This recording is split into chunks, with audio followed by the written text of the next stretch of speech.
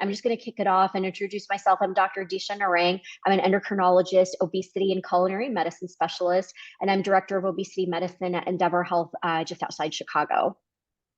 I am Dr. Nisha Patel. I am a board certified physician in obesity medicine, culinary medicine, clinical lipidology, and just recently got my menopause certification as well. And I'm the director of obesity medicine within our transplant department here at Sutter Health in San Francisco. And we're just, just to echo what Dr.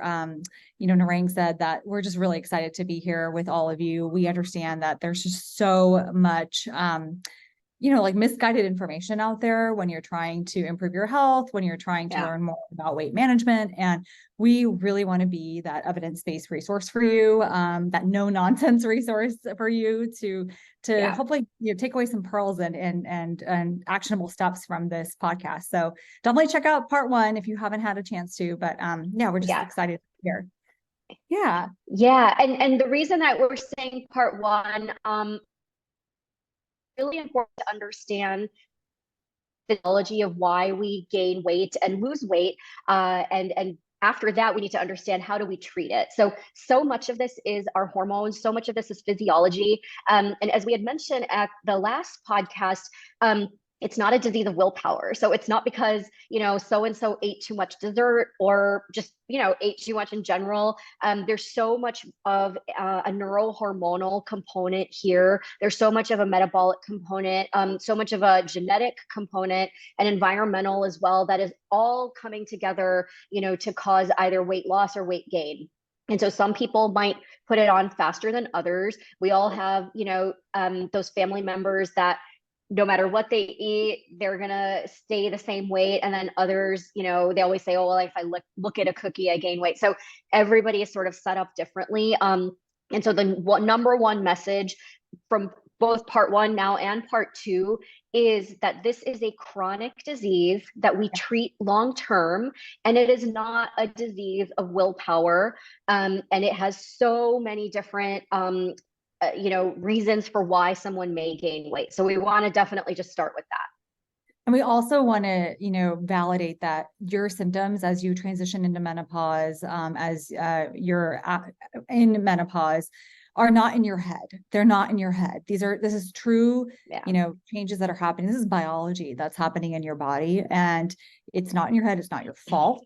You're not doing something wrong to cause these symptoms. I think that, often as women, we're kind of made to feel that we kind of downplay our symptoms, or we don't talk about our symptoms with others because we may feel that they may not take us seriously, or they may not, approach us in a positive manner. And Dr. Narang and I just really want to be clear that we hear you, we see you, we believe you, is what we're trying to say. And I will say, and I think you probably have this as well, every single patient that has presented in our clinics has in some way been shamed by, whether it was a family member or someone in their lives, healthcare provider, just most people that present in our clinics have been dealing with this for decades probably, and they've tried every diet in the book. They have tried literally every mechanism to try to get weight off. And so the sad part is that we're probably the last resort. Oh, can we go on mute, please? Thank you. We're often the last resort, and we really shouldn't be. And this is why it's really important to equip yourselves with that knowledge and advocacy so that you can bring this conversation up sooner. Yeah. And I think that, when we talk about the treatment, or weight management treatment, it's not just lifestyle or medicines, right? We really want to be clear that these treatments all go hand in hand. And, Dr. Narang and I really respect our patients' autonomy and their wishes, and we really work with them to try to find the best treatment plan for them. We're not here to push just lifestyle or tell you to go, eat less and more, or just say, hey, here's a medication. We'll never see you again. That is absolutely not the way we practice. What we do. Yeah.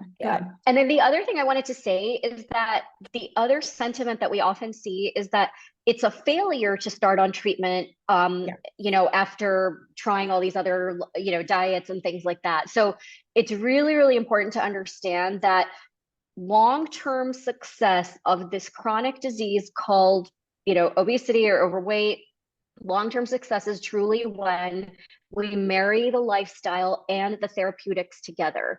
Research has shown over and over again that lifestyle alone, and that's, like diet and exercise, at best may result in about 5 to 6% weight loss.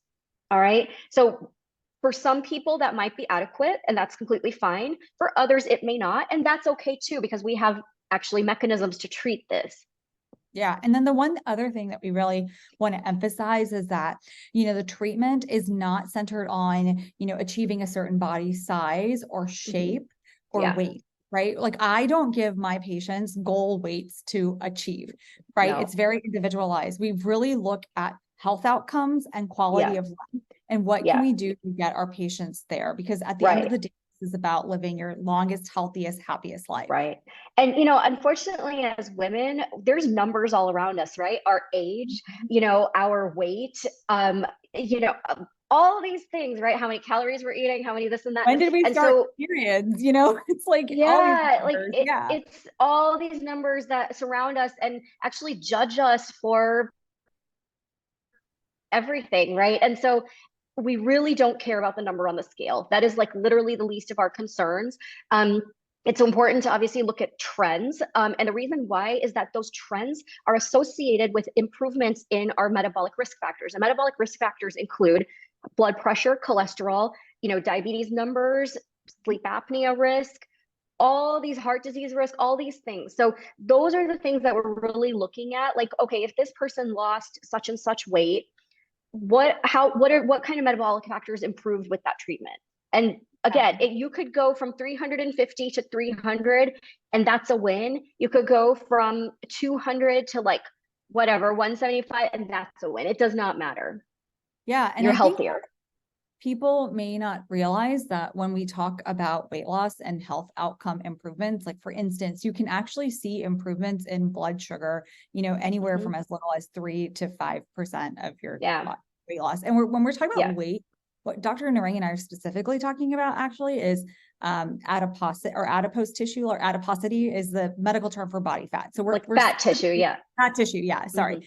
That's specifically what we're talking about, right? We're not trying to say that people should lose muscle or other types of lean body mass. That's not what we're looking at. We want to really quantify the amount of fat loss, and we use weight as a surrogate, but again, it's not the end all be all. And by no means is there, any type of goal like weight that people need to be. So that's the background that we want to lay down, because there's just a lot of misconceptions around medication. Yeah. So let's kind of just jump into what's been out there and some of the myths that we want to bust. And then we're going to kind of talk about the way that the medications work and who might be eligible for them. And then we're going to jump into the questions that we received in the community. So I'm sure everybody has heard about, the weight medications over the last 2 years. They've been all over social media. Everybody talks about Ozempic, everywhere. And, all the fabulous weight loss everybody gets from it. And and so we've been using these medications or class of medications for almost 20 years. That's when the first GLP-1 agonist was introduced by Byetta. And so we have used these agents for 20 years. What has happened is that in the last couple of years, social media, of course, is very powerful in positive and negative ways. But there's been obviously this huge social media takeover of all these people taking Ozempic, or, Kim Kardashian or Elon Musk or whoever else, putting on social media that they're taking these medications. And so what has happened is that there has been a national and likely global worldwide demand for these medications. And the reason why is that people are desperate to get weight off. Now, the number one message I want to say here is that there is no quick fix. We have no magic wands. We have no magic bullets, to quickly get weight off. That is just not something that exists. And so going back to our original message, obesity or weight gain is a chronic issue that needs to be treated long term. So this is not something, and you'll see this all over on social media. Oh, I took this and this is my before, this is my after, or whatever. It is not about that. It is not something that we use for, 2-3 months to get into a dress or a bathing suit or something like that.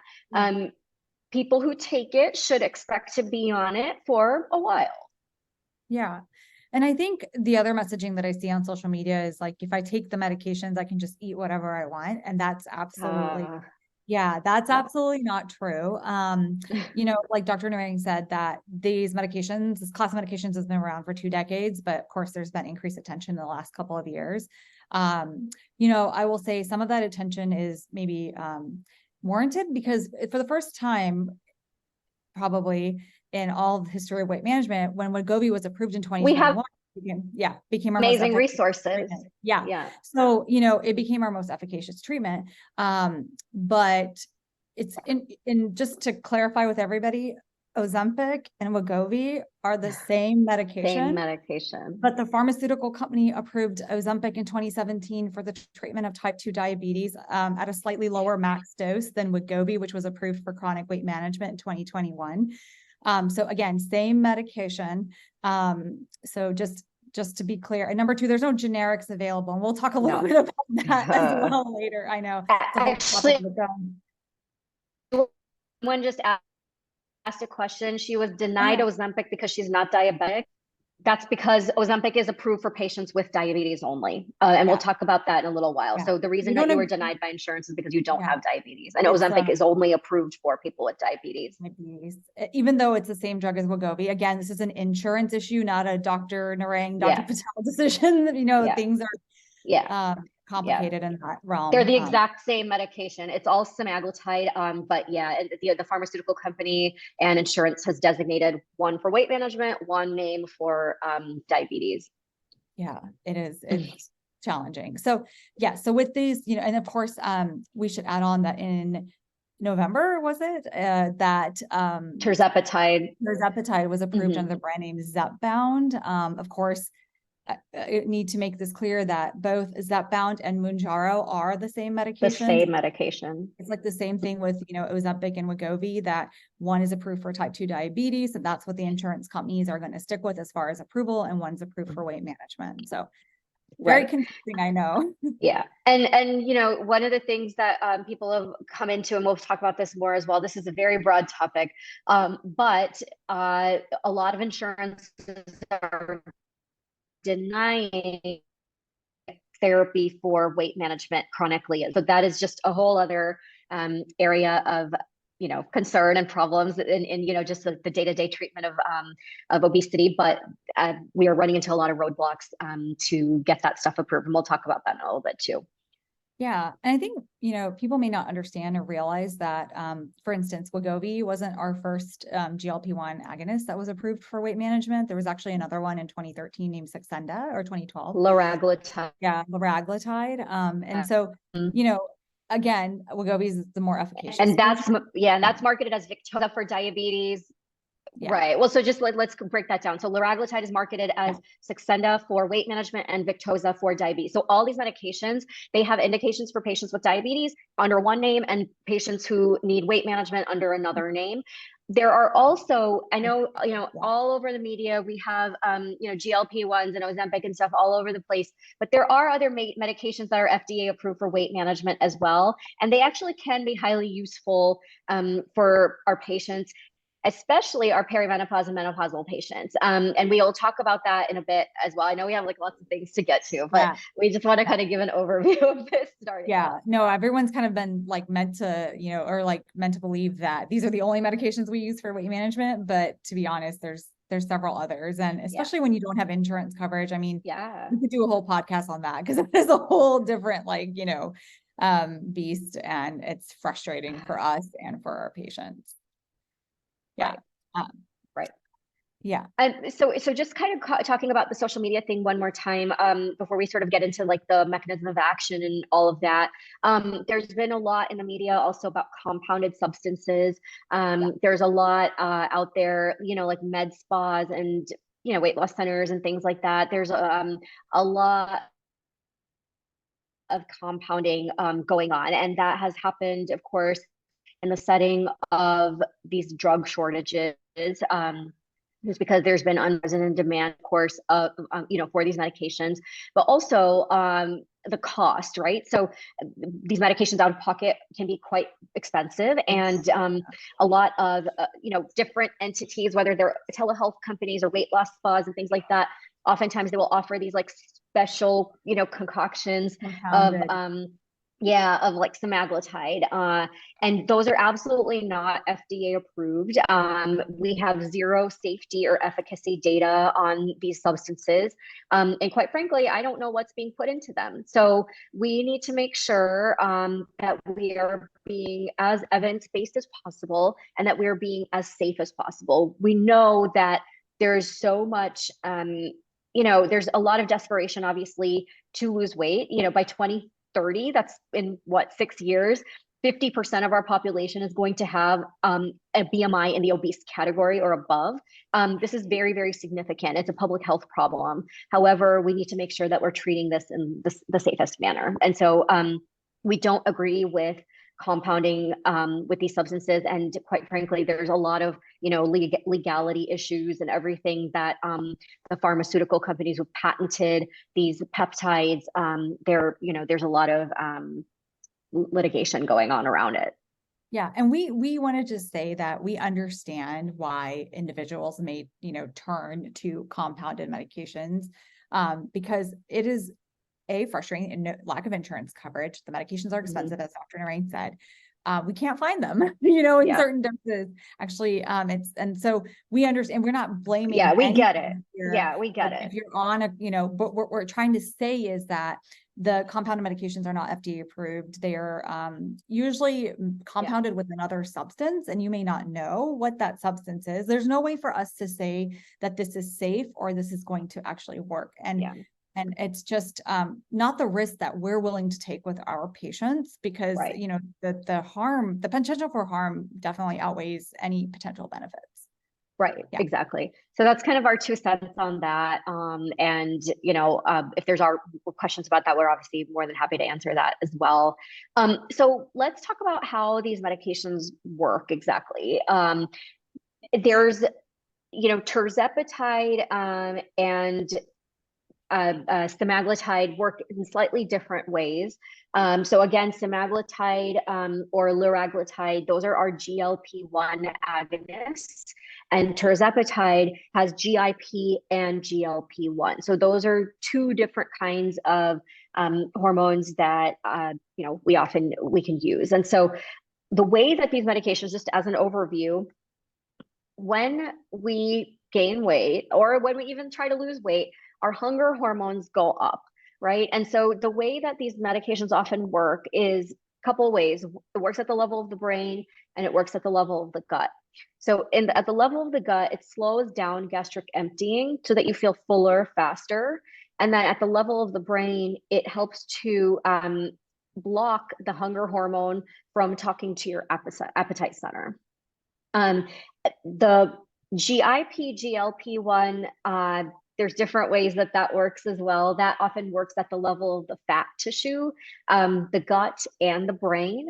But all of these overall help to decrease hunger. It helps to decrease appetite. And in the purpose of use for diabetes, they actually also help to control blood sugars. Yeah. And I think if you go back to maybe our first podcast episode, I think we emphasized that the brain actually plays a huge role in the regulation of body weight. And so the brain is very smart. A lot of these processes are happening without you knowing that they're happening. For instance, you might be like, well, I just ate, but I really want to eat this other thing, and I probably shouldn't do it, but I'm going to. Those are, maybe some of what you're aware of it, but your brain is very smart. Your brain is smart because it wants to actually, keep you at a higher body adiposity or body fat level. And so it's going to do everything that it can. And I'm going to use the word defend because this is like hotly debated, the defend part, but it's doing what it can to defend that that body weight. And so these medications come in, they really level the playing field. I love telling patients that they level the playing field for you so that you can actually feel full and you may not crave certain things the way that you did Right. before. Yeah. And patients will often tell us that, and this is now, people talk about this all over as well, but that like mental chatter, that tells you that, oh, you got to eat, or you really are craving this or that, that chatter gets to be kind of shut down a little bit. And that has been game changing for our patients, because one of their greatest struggles is that, well, I try to eat healthy, or whatever that may mean for them, but then I constantly have these cravings and the desire to continue to eat. So that is that's often what gets suppressed when you are on these agents. Yeah, a lot of this is genetically determined. Like, as far as there are individuals out there that have trouble feeling fuller, and then you can kind of get some of their family history, and it's been something that, has been perpetuated through their entire family history. There's some people that have increased cravings. So again, going back to what Dr. Narang said at the very beginning, this is not your fault. This is not, something that you've developed because of, the lack of willpower. This is true biology that's happening, and the medications are there to offset that biology so that you could achieve your health outcomes and health goals. Yeah, perfect. Right. And again, like, when we said that weight gain and weight loss is neurohormonal, these medications help to basically work with these hormones, right? They mitigate these hormones. And so what happens is that, when we talked about like the long-term success on these medications, when we combine that mechanism of action where, these hunger hormones are being suppressed, when we combine that with an active lifestyle and mindfulness about what we're eating day to day, well, that's when we see true success, right? I mean, I've had patients now for like 5+ years on these meds. They're different people now. The way that they used to live their lives prior to getting like formal medical weight management, they're literally different people. So the way that they live, like the way they choose to eat, the way they choose to move, like everything is different. I've also had patients not lose any weight on these medications. I've also had patients would gain weight on these medications. So again, we want to just emphasize that these are not magic bullets. And it really requires, like, I always tell patients, you're doing 98%, and then this resource is about 2% of the job. And so, again, we just want to emphasize that it is not a failure of you working on this day to day and needing like potentially therapy. When we marry the two is when we see that long-term success. It's really liberating, like Dr. Narang said. I mean, it's just, I can't tell you, like when our patients come in, they feel even more motivated to even though after a busy 10-hour day, they get to the gym, they make dinner that night instead of ordering takeout. Like, it's truly a change in life. And I do want to say that, of course, in clinical trials where these medications are tested, you do see that the majority of individuals respond to a certain degree, but there is there's inter-individual variability. Right. What I mean by that is that from a person to person, they may not have the same response. If they're doing the exact same thing, they may not have the same response to the medication. And again, I don't want you to think like, I'm not trying hard enough, or I need to try hard. Like, why isn't this working for me? It's not a magic. There could be other factors at play. There could be other medical factors at play, other biological factors at play. So that's why it's really important to work with a specialist, or at least your doctor or healthcare provider, to really have these discussions. If you're not seeing any weight loss on these medications, is there something else going on? It's really, really, because I don't want you to feel like we've been taught as society that we're doing something wrong, right? That's not the messaging that's going to come from, doctors like Dr. Narang and I. Yeah. And, I mean, gosh, this is just a little bit of an aside, but I've had patients that, constantly tell me, I don't like to share that I'm on this medication. And the reason why is that, they got shamed prior to, their weight loss treatment and everything, obviously for their weight. And now they're getting shamed because they may be on something too. So people are constantly trying to sabotage them, trying to throw dessert at them or something. It's just so, one is it's insulting, but I think the other is that I think people are also projecting their insecurities onto that individual. And so much of this is like, you know what, like self-care number one, mental health number 1/2, and your head down and keep going. Like that is like the number one thing. And going back to the individual variability, men may respond differently than women as well. Sometimes I hear this all the time because couples will do this, the weight management together often. And women will come in like, well, my husband lost 20 pounds immediately and I'm still like at 5 or something like that. Everyone's bodies are different. So we got to focus on ourselves when we're doing this. And, obviously the studies showed some percentage of weight loss for some people and others not so much. So everyone responds differently. So it's not a one size fits all approach at all. And the other is that a GLP-1 may not even be the right medication for you, Yeah. So I think that conversation with your doctor is so important. And oftentimes like women will come in and say, well, I'm doing everything under the sun. Like I'm, restricting my diet. I'm doing, a ton of exercise, like et cetera, et cetera. And quite frankly, like GLP-1 might not be a great option for those women, because they're not having those hunger cravings and things like that. And truly it's, good old menopause that is, sneaking up on them, and the metabolism is just different than it was 15 years ago. But we have solutions around that too, and that's exciting. Yeah. And I think the other thing to recognize is that whenever we have patients that come in and say, oh, I only lost 5 pounds, or I only, lost X amount of weight, we look at other health outcomes too, right? We look at their blood sugar improvement.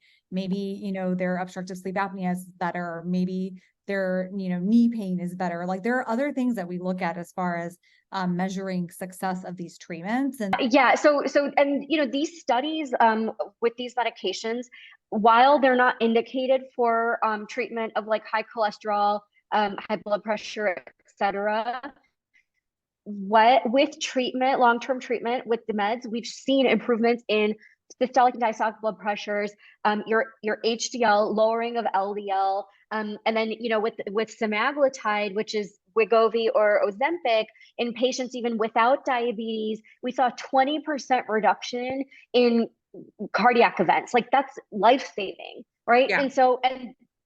And those weren't even, that was only with like 9% weight loss that people had, that they saw this benefit from a cardiac standpoint. So it may not even be just like weight related. There are other possibly like anti-inflammatory mechanisms going on with the use of these medications. It's actually protecting your heart. So we are seeing more and more positive results from this. And obviously we'll talk about the side effects as well. But, overall, after 2 decades of experience and now obviously approval for medical weight management, these are really, really valuable resources for us. Yeah. And, I'm looking at the chat and I think Can you guys hear me? Oh, yeah.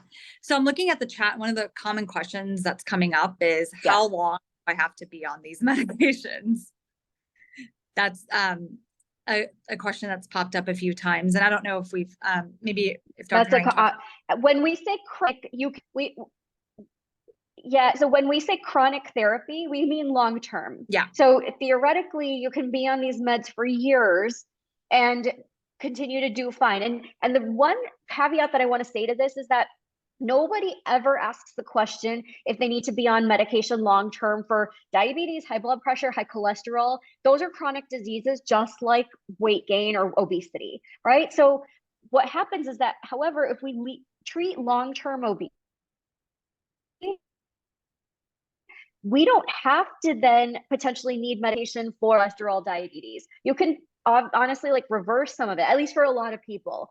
And so yes, it may be a little bit of a trade-off, but we want to kind of really, really drill this in today, that this is a chronic disease. When we talk about temporary treatment of it, we are also stigmatizing the disease, right? Because this is a disease, what the way society talks about it is that it's a disease of vanity. It's not. This is a neurohormonal disease. So when same as like, high blood pressure, high cholesterol, those are actually all mediated by hormones and other substances in our bodies.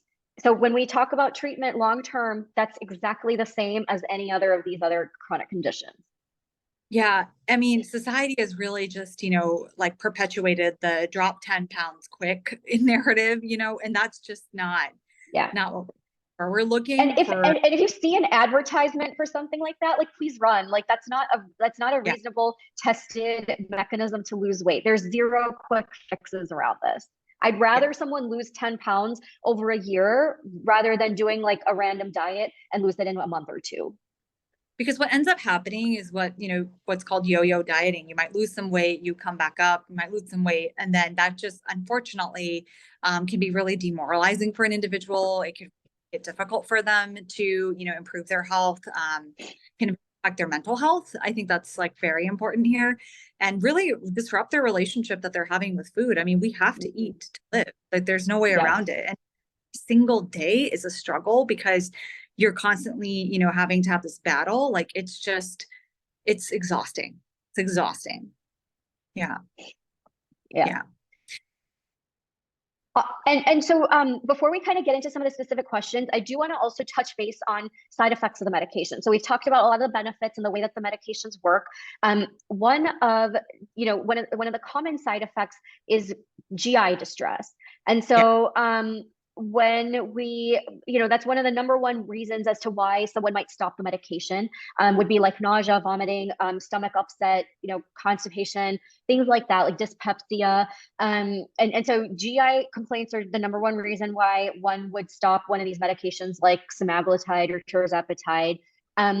Some of the oral medications, such as phentermine, topiramate, bupropion, naltrexone, that's called Contrave. One of those medications, you could have palpitations, you could have insomnia, you could have dry mouth, and so we have to sort of make sure, like, is this patient safe to take this? Assess closely what are the side effects. And truthfully, if you're not feeling good on the medication, at the end of the day, these are elective medications, and it's not something that you should feel miserable using, right? So if people aren't feeling well on a medication, this is not mandatory to take long term, and we can try to figure out another solution for you. So it's really important to understand, like, or have this conversation with your doctor. These are the other medications I take, these are my, there are other diagnoses I might have, and if the medication sits well with you, great. If not, then we might need to go back to the drawing board and figure out like what might work well. But we're seeing so much of this in the again, social media, all these side effects, things like that, gastroparesis, we have 20 years experience with these medications. Some patients might be better candidates for the medications than others, but all this stuff like, oh, this medication gave me gastroparesis and stuff, that doesn't happen, and if you don't feel well on it, then you should have stopped, right? And so that's kind of the approach on that.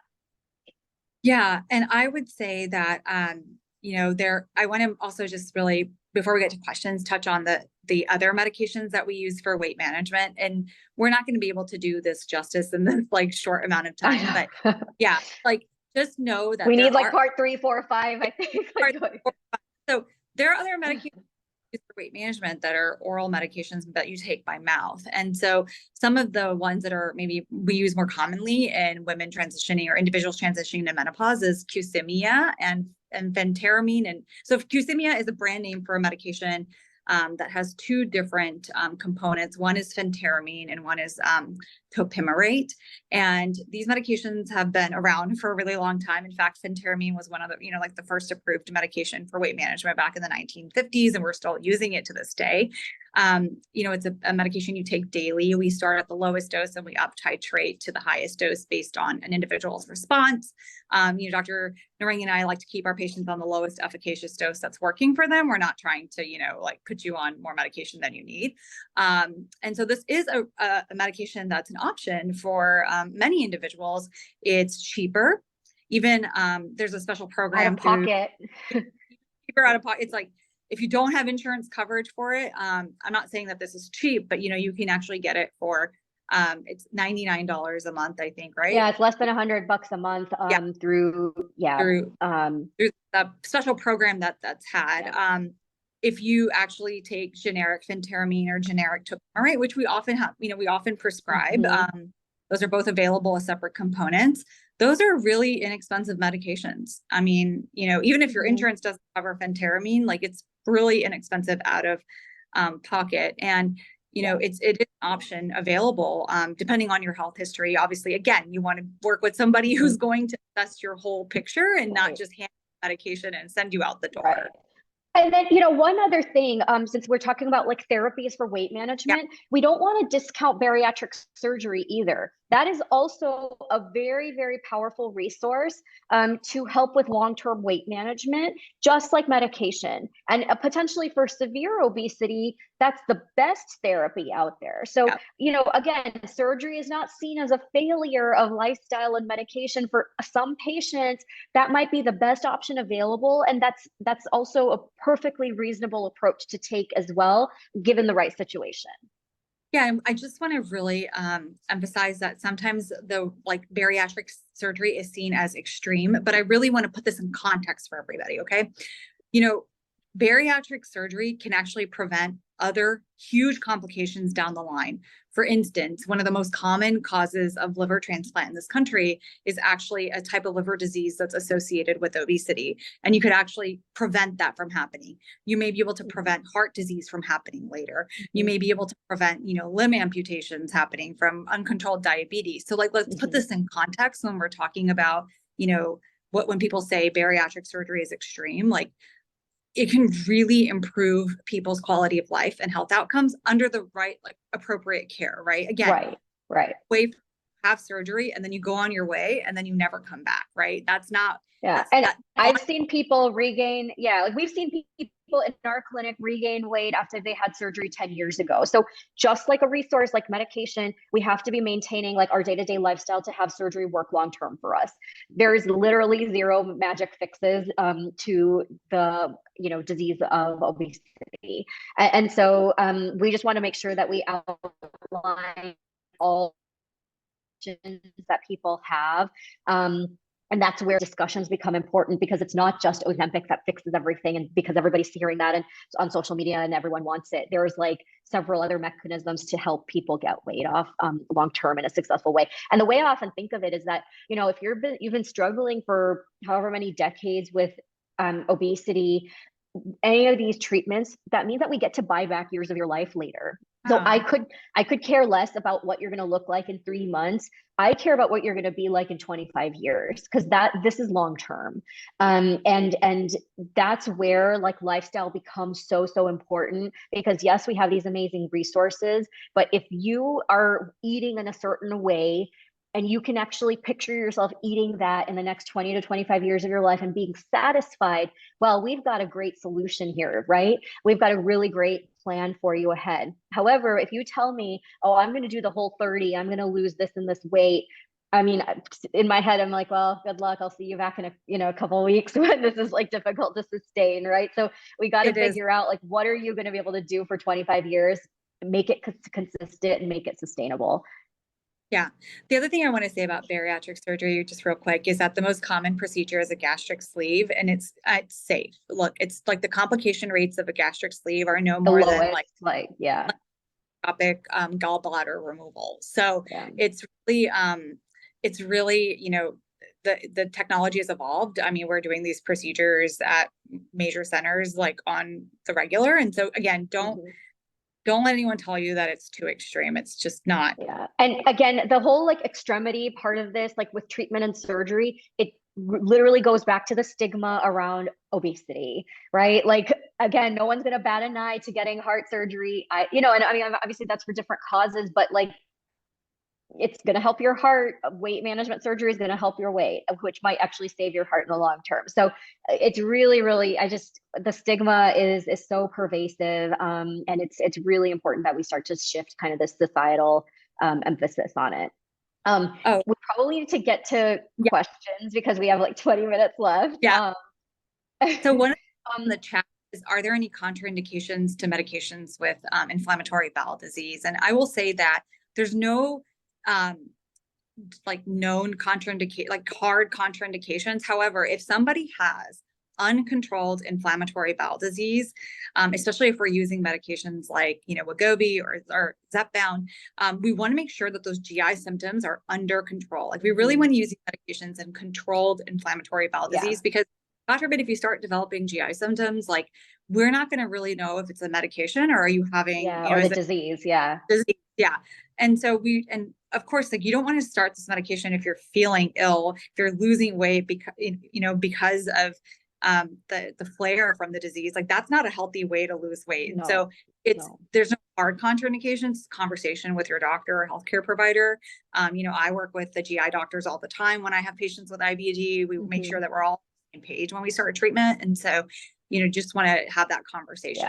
And that's the thing, like some patients might be better candidates to start than others. And it totally depends on the level of control, or how, how well controlled your symptoms might be. Yeah. And then let's see. Going into like the list of questions also, somebody from the Peri community had asked, if a strict clean diet doesn't help to lose weight, what are the best options to move the scale? I feel like my body is broken. Well, you are in good company. This is a very, very common question, that we get. And I think, among the Peri community, I think this must be like a pretty common sentiment. And so here's, and we talked about this at the last podcast as well. Our hormones and physiology in the setting of menopause really affect, just like the way that we gain weight and lose weight, right? So the testosterone levels go up, the estradiol levels go down, the belly fat starts. And so a common question that we get is that, oh, I'm eating super clean. And I, no matter what I do, no matter how much exercise I do, I'm still, I'm not losing any weight. And again, this goes back to physiology. So I'll let you take that question and field it, because I think, this is a super, super relatable issue. Yeah. I mean, so when an individual is transitioning into menopause, like when the estradiol level is going down, you have a repartitioning of body fat from what's called subcutaneous stores to the abdomen. And so it's, again, not in your head. It's not, something that you've made up. And so we just want to really validate that that's happening and that you're not doing anything wrong. And you should absolutely continue trying to eat as healthfully as you possibly can, and really incorporating that physical activity. And I do want to mention that something that's really important, no matter how an individual decides to lose weight, whether that be with lifestyle alone, bariatric surgery, medications, obviously combination of these things, is that we really want to try to preserve as much lean muscle mass as possible. That's thank you for your question, Delisa, because I think this is a really important question.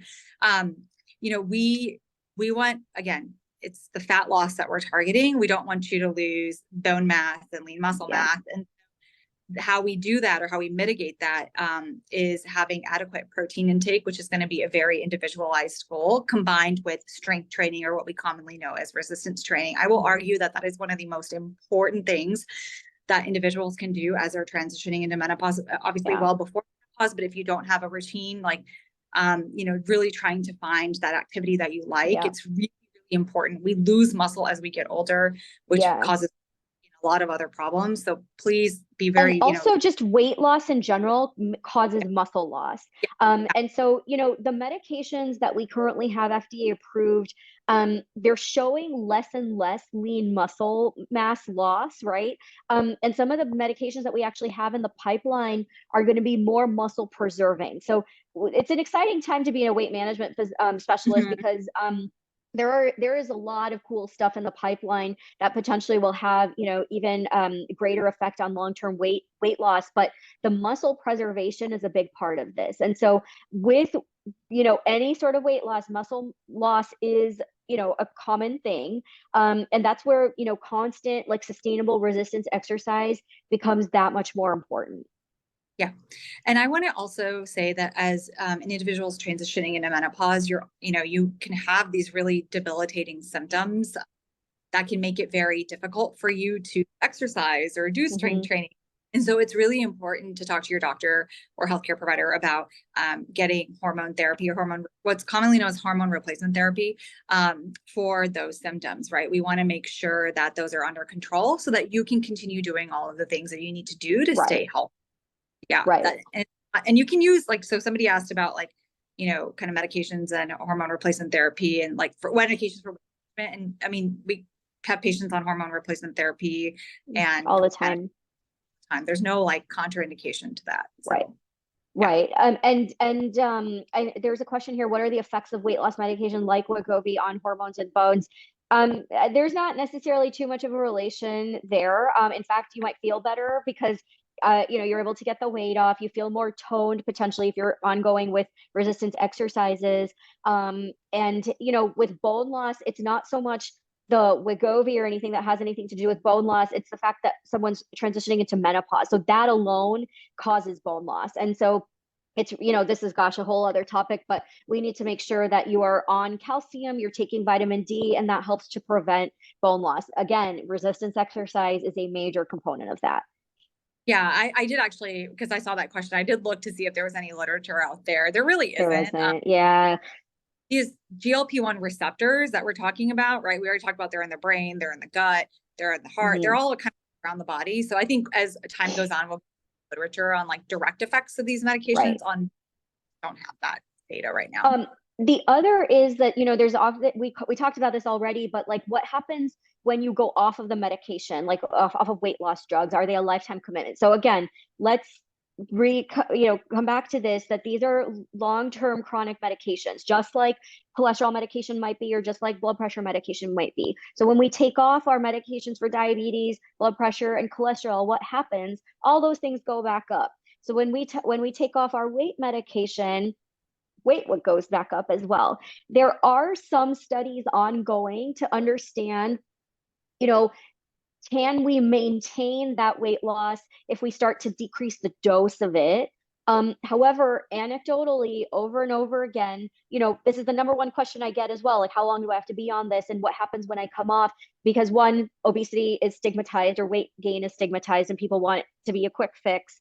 The other is that when we stop the medication and cold turkey stop it, you're going to go up. And the other thing I've noticed is for patients who, I've tried to go down on the dose, and some patients might tolerate it. So again, everybody's different, but others who I have tried to decrease the dose on, they immediately see an increase in their appetite again.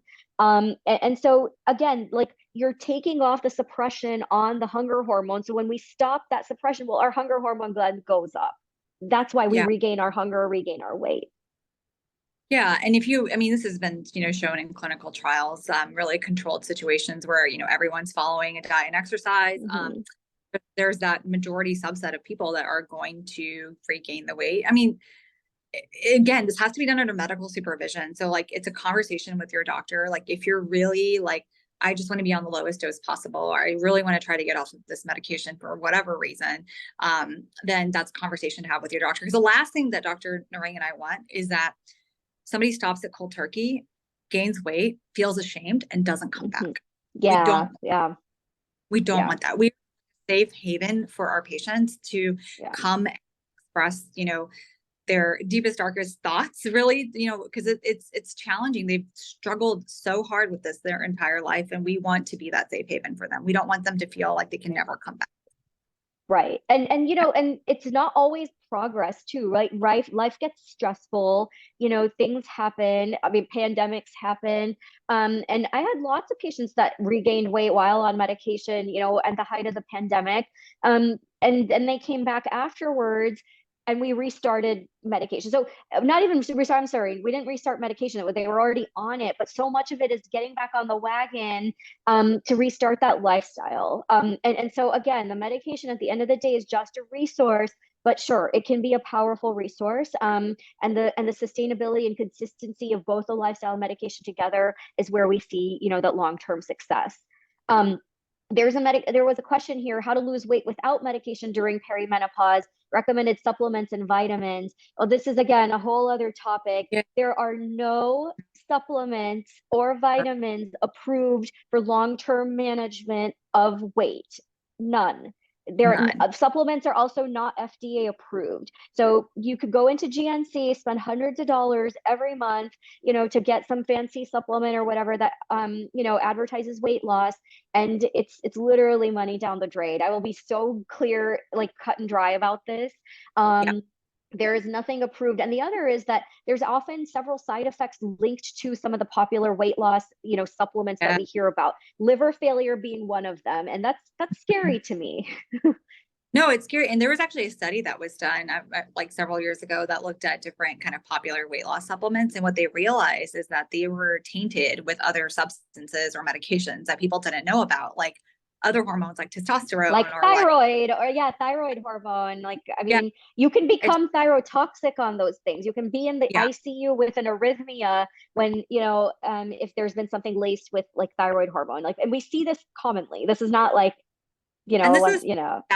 that people think that supplements are natural and so they're safer, but they're actually not, and they can cause harm. I'm saying that prescription have never like caused problems for people, like, that's not true, but at least we can report that to the FDA. We can, drugs can get recalled, like supplements, they're a dime a dozen. They just, when one goes, one replaces it. There's zero regulation of it. And again, like trying to say that, like, weight management without medication or recommended supplements, we're again weighing into the stigma around obesity, right? This is a disease that deserves treatment just like any other. And if you're able to do that with dietary pattern and exercise, good for you. But that is not the majority of this country. That's just not. Yeah. Let's see what other questions we have. Let's see. How do you ensure you're getting enough calories when on medications due to the suppression of appetite? So yes, that's a really good question. I'm going to go back to that. Actually, tie this question to the how much protein goal. Let's do those together. So we'll do the protein goal. So again, it's individualized. Protein is very important in weight loss and long-term weight management because it can help with keeping you satiated. When combined with resistance training, can prevent that lean muscle mass loss. It usually a goal. This hasn't really been studied. There's no ideal like study for this, but we try to aim for 1 to 1.2 grams per kilogram of kind of, I hate the word ideal body weight, but that's what's used. And hopefully your doctor can help you or a dietitian can help you figure that goal out. Spread throughout the day. I don't want anyone becoming, like protein obsessed or thinking if I didn't get the 120 grams exactly of protein a day that I'm going to lose a bunch of muscle. Like counting and tracking can be very like mentally anxiety provoking, very anxiety provoking. And that's why we often say like quality over quantity. Yeah, exactly. So the quality sources, quality foods, or more health promoting sources of protein that we're talking about. So if somebody's eating animal protein, we really want to kind of choose the leaner cuts of animal protein. I'm a big fan of getting plant protein on your plate. So, get some variety, get lentils, beans. People may not like tofu, edamame, like there's all different kinds of options. Nuts, any of those things. And protein's present in basically every single food to varying degrees. Not don't go get your protein from like spinach or lettuce or even broccoli has protein in it. But again, like you don't want to just rely on broccoli for your protein. Right. Sometimes supplements are appropriate. I mean, a lot of our patients can't meet their protein goals with food alone. And we may have to supplement a smoothie with protein powder that has, some fruits and vegetables and also a healthy fat and a protein powder, not just like straight fruit and vegetables, because that's not going to keep you as full. So that's number one. And number two is that the inter-individual variability definitely exists in the appetite suppression. Some patients may not have as strong of appetite suppression as other patients. And so I always tell my patients, the goal is not to make you stop eating. We are not here to make you stop eating. To nourish your body. But we are going to be changing your dietary pattern to include more health promoting foods. So sometimes it's getting intentional about eating throughout the day. It can be pretty powerful. Like I'm sure you. And especially when we start to pair our proteins with high fiber, like for example, like if you do eat, animal-based products like a salmon and vegetables, high protein, high fiber. That's going to be likely to keep you fuller for longer. If you're eating a salad, the way that you can add in protein, like think about chickpeas, think about black beans, eggs, a thing of tuna, grilled chicken. So there's your protein, there's your fiber. So the more you're doing that, the fuller you're going to feel. Yeah. And at the end of the day, again, we're not counting calories, but we look at the full 24 hours, all of those kinds of combinations combined are probably going to end up being lower in calories than, eating that like takeout or drive-through meal or whatever that might be. So again, quality over quantity really adds up to actually be less than what the average person who's not really paying attention to what they're eating may take in.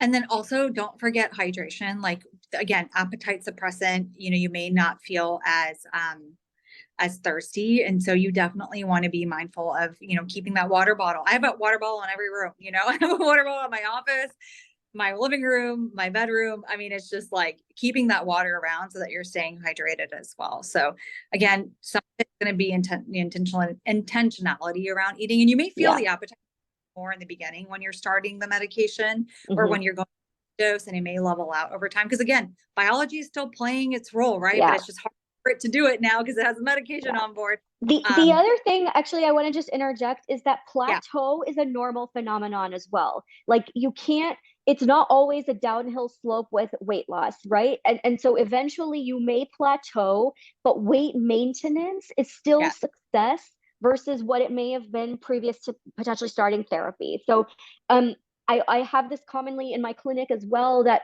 patients will come in really frustrated, like, well, I haven't lost any weight in 2 months. Well, plateau is a normal thing, right? And we can certainly optimize, what they're doing day to day and like that sort of thing, but it may not necessarily mean like, oh, I need to go up on medication. So please check in with your doctor, but plateau and weight maintenance is just as much of a success as like constant, as weight loss. Yeah. Yeah, remember, this isn't just about the trajectory, like losing the weight. It's about keeping the weight off long term. So that's really, that's a whole talk in and of itself, is long-term weight maintenance, weight loss maintenance. And so, yeah, we know that there's probably a lot of questions that we weren't able to answer. And that's great that you'll be able to drop them into the Peri community. Yes, please. Yeah, please let us know what questions you have. I know we're at time. And someone actually just texted here that I have seen lots of RDs promote mineral cocktails with magnesium and potassium. How do you guys feel about that when it comes to hydration?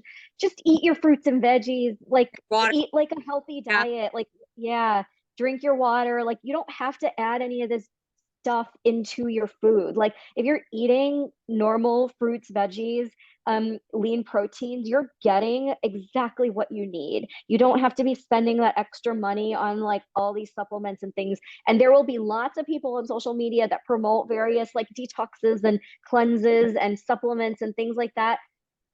Always question the validity of it. And it happens less likely from healthcare professionals, but just be wary. Like, unfortunately, bad information comes from non-healthcare professionals and some health professionals. So we just want to throw that out there. So evidence-based is the way to go. And I know that we are at time, but we're just so honored to be able to speak with all of you and to answer your questions and to bust some myths, because I think it's just so important, especially around this topic. And so if you all will have us back, we are more than happy to continue answering your questions. And please post them in the Peri community, and we will definitely get to them soon. Yeah. Thanks so much, everyone. Yeah. And take care and have a great rest of your weekend. Okay. Take care. Bye. Okay.